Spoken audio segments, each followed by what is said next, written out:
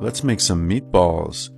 To a pound each of beef and pork, add half a chopped white onion, 2 tablespoons of chopped parsley, half a cup of breadcrumbs, some oregano, salt, garlic powder, basil, and half a cup of milk.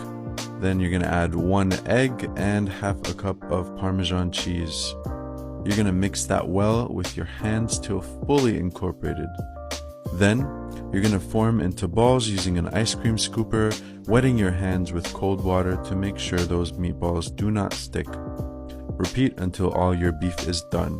Then add to a paper-lined baking tray and bake at 400 degrees for 18 to 20 minutes or until nicely browned.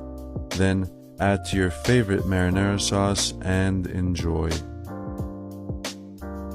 Let's make meatballs like a real Italian. Mamma mia. The secret to make the perfect meatballs is to mix your ground meat with eggs, breadcrumbs, a pinch of salt and pepper, parsley and parmigiano like there is no tomorrow. Finally, brown your meatballs in tomato passata for 20 minutes because it's super sexy.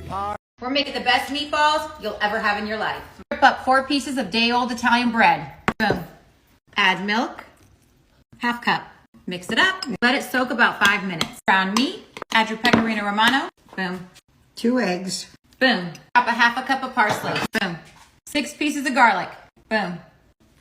Transfer the bread to another bowl and squeeze it out. Squeeze. Add it. Handful of panko. Handful of Italian breadcrumbs. Salt and pepper. Mix it. Roll.